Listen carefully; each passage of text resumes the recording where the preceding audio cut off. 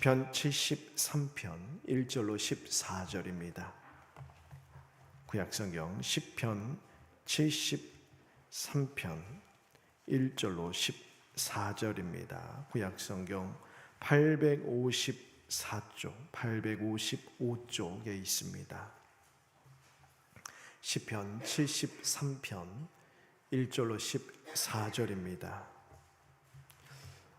어제로 저희가 민수기를 다 마쳤고요. 이제 오늘부터 이번 달 말까지 시편을 묵상하게 될 것입니다. 시편 73편 1절로 14절입니다. 우리 한 절씩 교독하겠습니다. 하나님이 참으로 이스라엘 중 마음이 정결한 자에게 선을 행하시나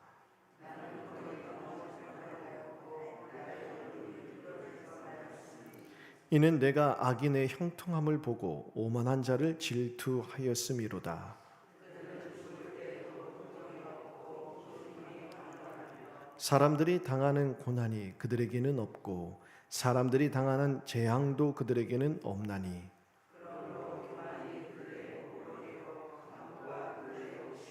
살찜으로 그들의 눈이 솟아나며 그들의 소득은 마음의 소원보다 많으며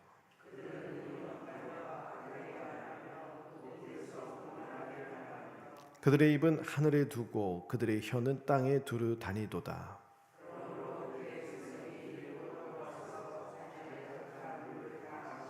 말하기를 하나님이 어찌 알리야 지존 자에게 지식이 있으리야 하는도다.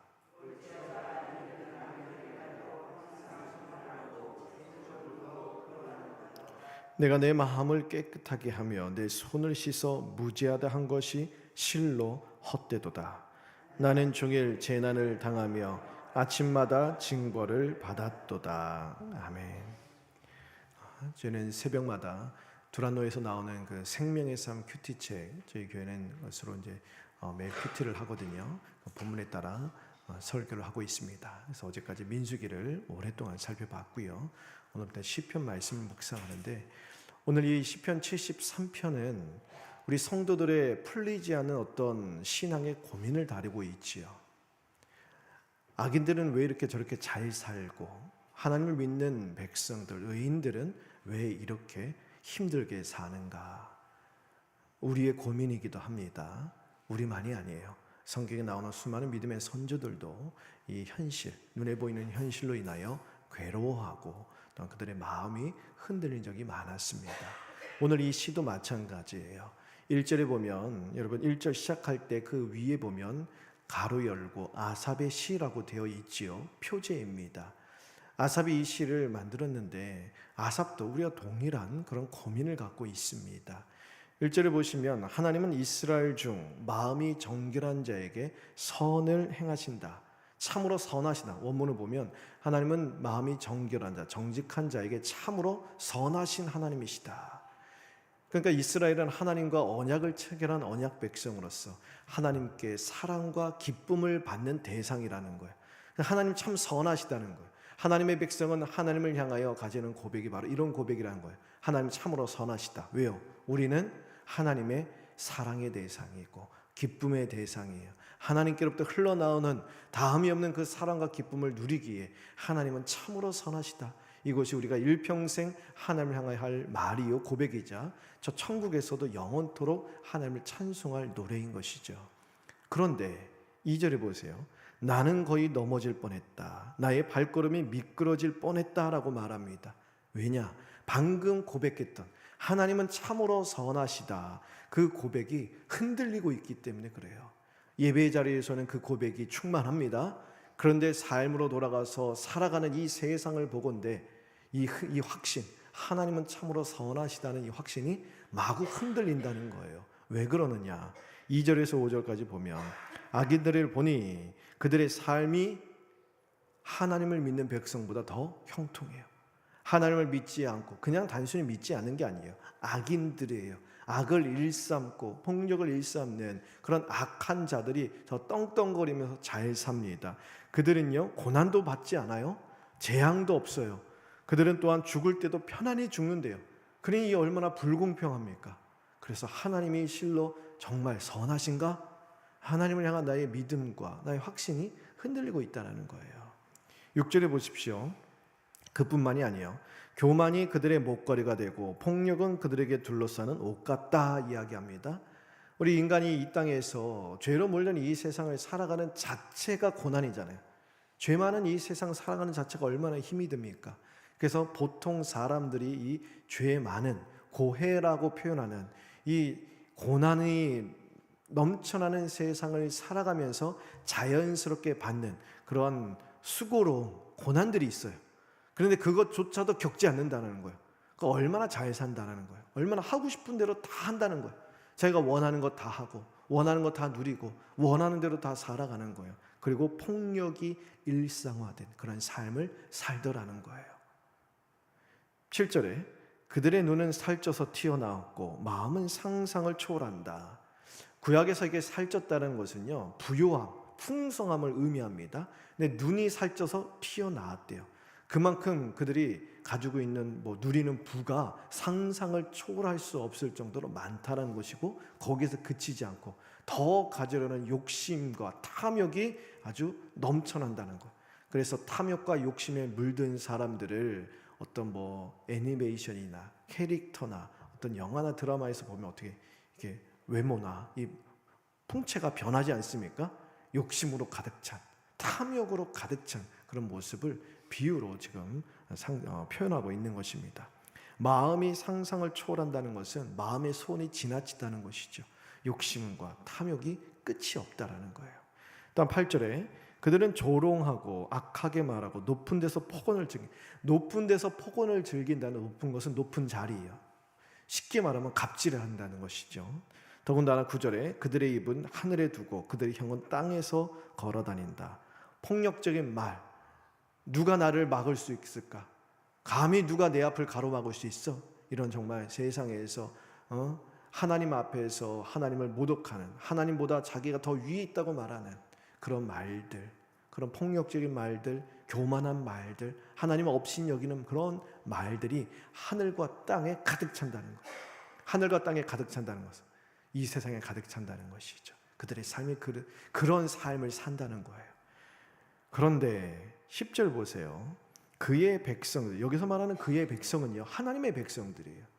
하나님의 백성들이 그들마저도 잔에 가득한 물을 마신대요. 즉 악인들이 뱉어내는 내뱉는 그런 말을 듣고 그 말을 벌컥벌컥 마신다라는 거예요. 눈으로 보니 저들이 정말 형통하고 잘 살고 이 세상에서 떵떵거리며 사는 걸 보니 나도 저렇게 살아야 되겠다 하면서 하나님께로부터 등을 돌리고 하나님을 떠나 그들의 삶을 추종하며 따라가더라는 거예요. 그러면서 하는 말이 11절에 자기들이 행하는 일들을 하나님이 모른다라며 하나님을 조롱합니다. 누가 하는 말이에요? 10절에 나오는 그들, 하나님의 백성들이에요. 12절에 악인들이 누리는 형통함을 다시 한번 강조하죠. 그래서 이런 현실을 보건대 오늘 아삽이 어떻게 합니까? 13절 보세요. 내가 내 마음을 깨끗하게 하며 내 손을 씻어 무죄하다 한 것이 실로 헛되도다. 자, 1절에 아삽이 어떻게 고백했습니까? 하나님은 참으로 선하시다. 하나님은 참으로 선하십니다. 이렇게 고백을 하며 하나님을 찬양했는데 돌아서서 현실로 가서 보니 악인들이 형통하며 악인들이 떵떵거리며 사는 삶을 보니 내가 하나님 앞에서 믿음을 지키고 정직하고 바르게 살려고 애썼던 모든 것이 다 헛되구나 탄식하고 있는 거예요. 믿음이 흔들리고 있지요. 그래서 14절에 하나님 앞에서 나는 정직하고 믿음으로 행한다고 했는데 돌아오는 것은 다 재앙이요 어려움 뿐이니 이것을 내가 어떻게 설명할 수 있을꼬, 어떻게 내가 이걸 받아들여야 할꼬 탄식하고 있습니다. 여러분, 이 아삽의 탄식, 아삽의 고민은 우리 모든 성도들의 고민이기도 하죠. 우리들의 고민이기도 합니다. 우리들은 하나님을 믿는 믿음으로 순결하고 아주 정직하게 살려고 애를 씁니다. 말씀대로 살려고 애를 쓰잖아요. 근데 돌아오는 것은 이렇게 말씀대로 살려고 누구보다 하나님 더 아실 텐데 다른 사람들은 몰라 하나님 다 아시잖아요. 내 마음의 정직과 손을 아시잖아요. 내가 하나님 말씀대로 완벽하게 살지 못해도 그래도 말씀 붙들고 아멘으로 말씀 받고 이 말씀대로 살아보려고 내 나약한 믿음도 굳세게 붙들고 정말 하나님 앞에서 정직하게 행하려고 넘어져도 다시 일어서고 안 돼도 다시 행하려고 아는 거 하나님이 다 아신다면 그러면 돌아오는 게 은혜고 복이고 형통함이어야 되는데 늘 내 삶에는 어려움과 아픔들 뿐이고, 반대로 하나님 없다, 하나님 멸시하고 죄악에 가득 차, 죄악에 사무쳐 폭력을 일사보며 부도덕하고 부정직하게 살아가는 저 악인들은 잘 사는 거예요. 아프지도 않아요. 하는 일마다 잘 돼요. 뭐 이렇게 손만 대면 다 성공해요. 그런 현실을 보건대, 아니 하나님이 살아계신다면 어찌 악인들이 더 잘되게 하시고 하나님 믿는 우리들은 이렇게 힘들게 살게 하시는가? 우리 신앙도 흔들리게 마련이지요. 괴로워집니다. 갈등을 느낍니다. 그래서 오늘 성경은요, 그러한 순간에 빠질 때 우리에게 그렇게 가르치는 거예요. 그때 우리가 할 일이 무엇이냐? 하나님 앞에 엎드리라는 거예요. 하나님 앞에 엎드려서 우리 안에 있는 그런 고민, 갈등, 그거 다 하나님께 쏟아내라는 거예요. 오늘 우리가 부른 찬송이 있죠? 주 예수께 조용히 나가 내 마음을 쏟아내라는 거예요. 어떤 마음이에요? 이러한 괴로움이에요. 이러한 의심이에요. 불신이에요. 내 마음에 몰려오는 이런 갈등이에요. 신앙의 회의감, 이거 다 하나님 앞에 쏟아내라는 거예요. 오늘 아삽을 보세요. 아삽도 오늘 신앙 그 흔들리는 현실로 인해 탄식했습니다. 그런데 아삽이 그때 어떻게 합니까? 하나님 앞에 엎드리는 거죠. 하나님 앞에 올려드리는 탄식의 시잖아요. 하나님 앞에 엎드려서, 하나님 어찌 이럴 수 있습니까? 나는 하나님을 향한 이런 굳건한 신앙을 갖고 있는데 현실에서는 어떻게 딴판입니까? 그래서 내 믿음이 흔들립니다. 내 신앙이 흔들립니다. 다른 사람들이 이미 다 하나님을 등지고 떠났습니다. 어떻게 해야 합니까? 어떻게 받아들여야 합니까? 하나님 앞에 쏟아내고 있는 거예요. 우리도 마찬가지예요. 부주리한 현실로 인해서 신앙의 회의를 느끼거나 또한 믿음이 흔들릴 때 혼자 낙심하고 혼자 절망해서 넘어지는 게 아니에요. 하나님 앞에 엎드려 하나님 앞에 울어야 하는 것입니다. 왜냐하면 하나님만이 이 문제를 해결하실 수 있는 분이세요. 기도하며 우리 시선을 주님께 돌릴 때 하나님께서 우리의 흔들리는 믿음을 붙잡아 주십니다. 우리의 신앙의 방향을 다시 바르게 잡아주시면서 오늘 아삽이 고백했던 대로 1절 말씀이죠. 하나님은 마음이 정결한 자에게 선을 행하시는 분입니다. 이 고백을 다시 붙들 수 있도록 우리에게 힘과 믿음을 더해 주실 것입니다. 우리가 세상을 보며 참 불공평하다 느낄 때가 많잖아요. 근데 사실 그런 마음이 드는 것은 비교하는 마음에서 시작되는 건 아니겠습니까?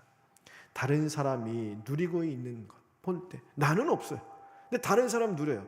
나는 하나님 앞에서 이렇게 막 믿음으로 애쓰려고 하는데 나는 없는데, 저 사람 하나님도 믿지 않고 하나님도 제대로 안 믿는데 막 누리고 있어요. 그런 것을 볼 때 거기에 마음이 빼앗기잖아요. 그러면 우리의 마음이 하나님께로부터 멀어지게 마련입니다. 그래서 우리는 그런 순간조차에도 오늘 1절의 고백이죠. 하나님은 정직한 자에게 선을 행하시는 하나님이시다. 그 하나님을 바라보면서 하나님께서 날마다 우리에게 베푸시는 그 은혜를 헤아리는 거예요. 우리 그런 그 찬양이 있죠. 나 가진 재물 없으나 나 남이 없는 것, 뭐 건강 있지 않으나 뭐 그런 가사가 있잖아요. 하지만 나 남이 없는 것 갖게 하셨다고요. 하나님께서 다른 사람에게는 없지만 하나님이 나에게 주신 그 은혜들이 있어요. 물론 그것은 세상이 알지 못하는 그 구원, 보배로운 가치인 구원을 노래하는 찬송이지만 구원뿐만이 아니에요. 다른 사람에게 없는 나에게 주신 놀라운 은혜와 복이 충만합니다. 그것을 헤아려 보면서 감사하면서 악한 세상을 살아가야 한다라고 하나님 오늘 우리에게 지혜를 주시고 계십니다. 그러면 이 말씀을 붙들고 우리는 부단히 하나님께 시선을 고정시켜야 됩니다. 악인의 번영에 현혹되지 아니하고 우리에게 주신 우리 안에 있는 영원한 생명의 부요함에 집중해야 돼요. 세상의 부요함에 눈을 빼앗기는 게 아니에요. 우리에게 주신 영혼의 부요함이 있죠. 우리에게 주신 영원한 부요함이 있어요. 그 어떤 것으로도 빼앗길 수 없는, 빼앗아갈 수 없는, 쇠하지도 않고 마르지도 않고 변하지도 않는 그런 영원한 영혼의 부요함, 바로 예수 그리스도가 우리 안에 계시잖아요. 그 그리스도의 대속으로 말미암아 주어진 영생의 복이 있잖아요. 구원의 복이 있잖아요. 하나님 자녀라 일컬음을 받는 그런 놀라운 구원의 은혜가 있잖아요. 그것을 바라보면서 잠시 있다 사라질 안개와 같은 것들에 목숨을 걸며 사는 것이 아니라 영원한 가치를 추구하며 하늘로부터 오는 부요함을 누리며 살아가야 하는 것입니다. 일단 오늘 말씀을 보면 정말 풀리지 않는 숙제죠. 그런데 하나님 왜 이렇게 악인들이 번영합니까? 왜 내버려 두십니까? 하나님이 무능력하기 때문이 아니에요. 하나님의 관심이 없기 때문도 아닙니다. 하나님은 지금도 공의로 세상을 다스리십니다. 우리 눈으로 볼 때 악인의 번영하는 것처럼 보일지라도요, 잠시 잠깐이라는 거예요.